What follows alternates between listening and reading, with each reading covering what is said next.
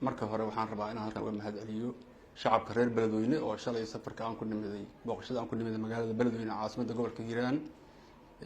sida sharafta iyo karaamada loo soo dhaweeyay waxaan rabaa inaan halkan uga mahadcelino marka labaad waxaan rabaa inaan uga mahadceliyo baaqi ahay in aan kulanno qabanno aan ku raadinayno xogta iyo waxyaabaha ka jira gobolkan odayaasha dhaqanka oo qaybtii koowaad aan kulannay waa uga mahadcelinayna ayagana aqbalaad ay aqbaleen sidoo kale waxaan rabnaa inaan la kulanno odayaasha kala duwan oo magaaladan degan waxaan rabnaa inaan la kulanno ururada haweenka waxaan rabnaa inaan la kulanno culimada diinka waxaan rabnaa inaan la kulanno hadduu ilaahay idmo ganacsatada iyo bulshada noocyada kala duwan dhalinyarada annaga oo ujeedadeenna ay tahay in aan ogaano xaaladda gobolkan ku sugan yahay gaar ahaan magaaladan Beledweyne wasaaradda arrimaha gudaha jamhuuriyadda federaalka Soomaaliya waajibaadkeeda waxaa ka mid ah haddii ay jiraan khilaafaad haddii ay jiraan maaragtay cabashooyin kale oo samafalla ah haddii ay jiraan baahiyo bulshada ay leedahay waxyaabaha aan rabnaa inaan ka shaqeynay ka mid tahay waajibaadkeena ah waxaan rabnaa dadka inaan la kulanno waxa ay tabaan inaan aragno wixii u qabsoomay aan ogaano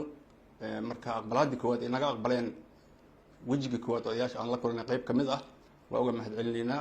qaybaha kalena hadduu ilaahay waxaan rabnaa inaan sida ugu dhaqsaha badan u gudagalno midda kale anigoo fursadaan raba inaan ka faa'iidaysto dadka waxaa deeqda nabadgelyada waxaa deeqda dowladnimada waxaa deeqda wanaagga magaaladan Beledweyne iyo guud ahaan gobolkan Hiiraan waxay ahaayeen astaan lagu yaqaano dowladnimo jacaylka wanaagga sharafka iyo maaragtay ixtiraamka dadka maaragtay soo jeeda gobolkan waxay ahaayeen meel astaan oo ah Soomaaliya oo ku dayasho mudan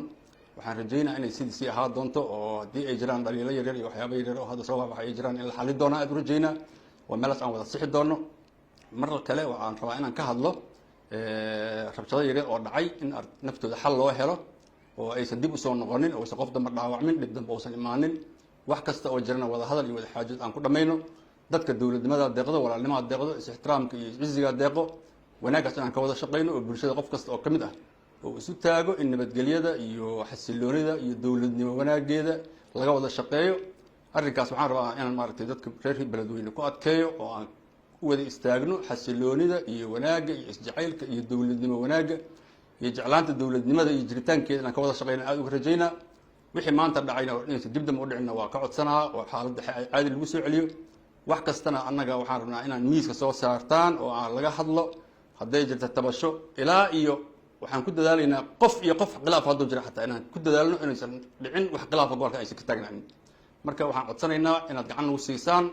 nabadgelyada iyo xasiloonida laga wada shaqeeyo aysan dhicin wax dhimasho iska dhaafe xataa keeni karo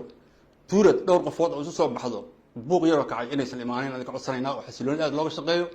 dowladnimadana deeqdo wanaaggaana deeqo iyo isjacaylkii iyo kalgacaylkii reer Beledweyne lagu yaqiinay inaan la soo celiyo wanaaggaasna meeshiisa hore looga sii wado asalaamu calaykum waraxmatullaahi wabarakaatu